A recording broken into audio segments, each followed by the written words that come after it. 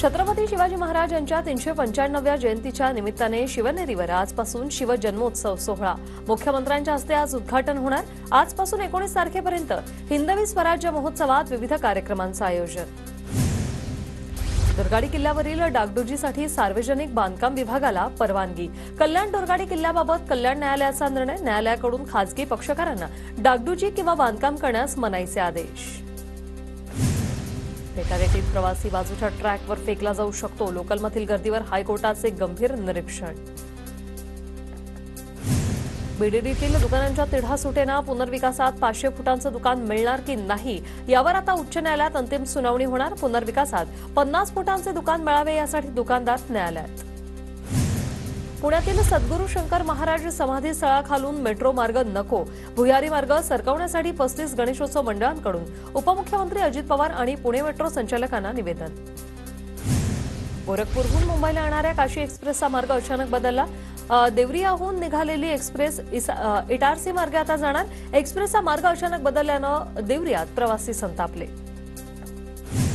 अमरावती शहरात महानगरपालिका आजपासून ॲक्शन मोडवर। थकीत मालमत्ता कर धारकांवर आजपासून जप्तीची कारवाई होणार। 188 कोटी वसूल करण्याचं पालिकेचं टार्गेट। नाशिक महापालिकेकडून यंदा घरपट्टीत सरासरी 2% वाढ। गतवर्षीच्या तुलनेत अंदाजपत्रकात यंदा 406 कोटींची वाढ। शिक्षण विभागासाठी 23 कोटी रुपयांचा निधी।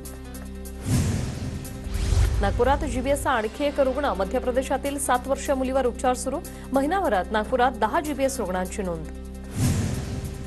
पुणे महापालिकेकडून पुण्यातील अनेक भागात टँकरने पाणी पुरवठा। मात्र टँकरही पोहोचत नसल्याची नागरिकांची तक्रार। टँकरला जीपीएस बसवूनही पाणी मिळेना।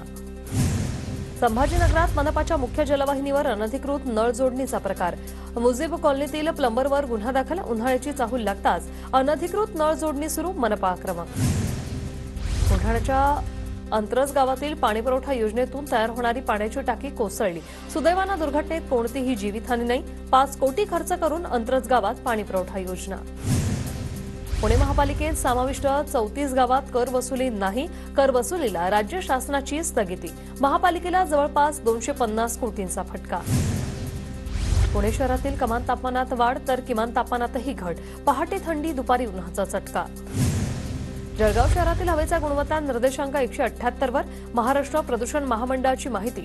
शहरात धुळीचं प्रमाण वाढल्याने हवा प्रदूषित, आरोग्य धोक्यात। ठाण्यात बांगलादेशी घुसखोर रडारवर। 15 ठिकाणी 200हून अधिक बांधकाम मजुरांसह फेरीवाल्यांची कोपरी पोलिसांकडून ओळख परेड। फिटनेस संपलेली हजारो व्यावसायिक वाहनं अडकलेली आहेत। तर 2015 पूर्वी आणि नंतर नोंदणी केलेल्या वाहनांच्या फिटनेस प्रमाणपत्राच्या नूतनीकरणावर बंदी घातल्याचा हा परिणाम। वाहतूकदारांमध्ये संताप। रेसिंग करण्याविरुद्ध मुंबई पोलिसांची धडक कारवाई। वांद्रे आणि खेरवाडी पोलिसांकडून गुन्हे नोंदवत 52 दुचाकी जप्त। पोलीस कारवाईमुळे रेसिंगला लागला ब्रेक।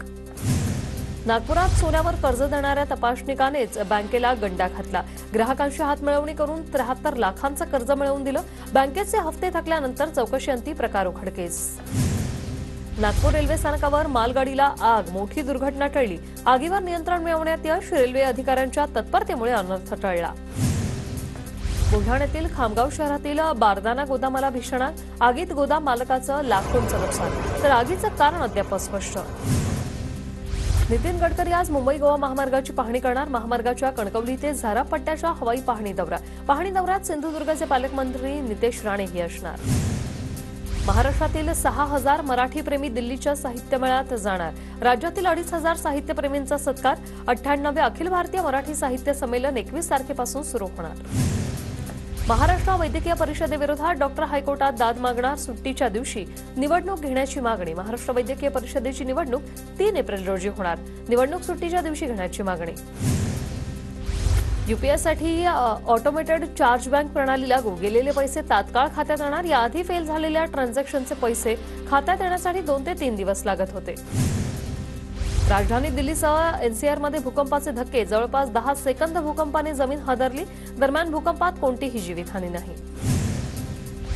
श्रीमती नाथीबाई दामोदर ठाकरसी महिला विद्यापीठाचा 74वा दीक्षांत सोहळा। राज्यपाल सीपी राधाकृष्णन, मंत्री चंद्रकांत पाटील राहणार उपस्थित। एमपीएससीच्या 2022च्या परीक्षेमधील 623 उमेदवार नियुक्तीच्या प्रतीक्षेत। 2024 मध्ये अंतरिम निवड यादी जाहीर होऊनही नियुक्त्या रखडल्या। नियुक्त्या मिळण्यासाठी भावी अधिकाऱ्यांचा मुंबईत आंदोलनाचा इशारा। सीईटी सेलकडून बॅचलर ऑफ फाईन आर्ट आणि बीपीएडच्या सामायिक प्रवेश परीक्षा नोंदणीला मुदतवाढ.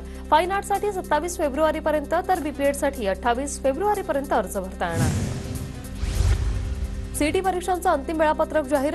पीसीबी गटाची परीक्षा 9 ते 17 एप्रिल तर पीसीएम गटाची परीक्षा 19 ते 27 एप्रिल दरम्यान होणार. आंध्र प्रदेशातील तिरुपतीत आजपासून इंटरनॅशनल टेम्पल कन्व्हेन्शन आणि एक्स्पोला सुरुवात. आज देवेंद्र फडणवीस, आशिष शेलार, चंद्रबाबू नायडू एक्स्पोला हजेरी लावणार. या एक्स्पोमध्ये 57 देश सहभागी होणार आहेत.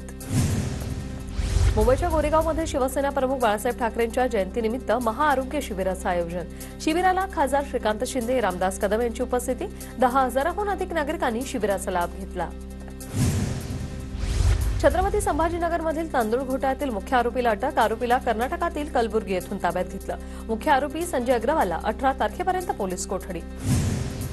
रायगड जिल्ह्यात तिहेरी तलाक प्रकरणात गुन्हा दाखल. पीडित महिलेकडे 1 कोटी रुपयांसह फ्लॅटची मागणी. महाड एमआयडीसी पोलीस ठाण्यात नवरदेवासह इतर 4 जणांवर गुन्हा दाखल. उजनी धरणातून सोलापूर शहरासह इतर तालुक्यांसाठी आज पाणी सोडण्यात येणार. सोलापूर शहराला पाणीपुरवठा करणाऱ्या औंस बंधाऱ्यात 23 फेब्रुवारीपर्यंत पुरेल इतकाच पाणीसाठा शिल्लक.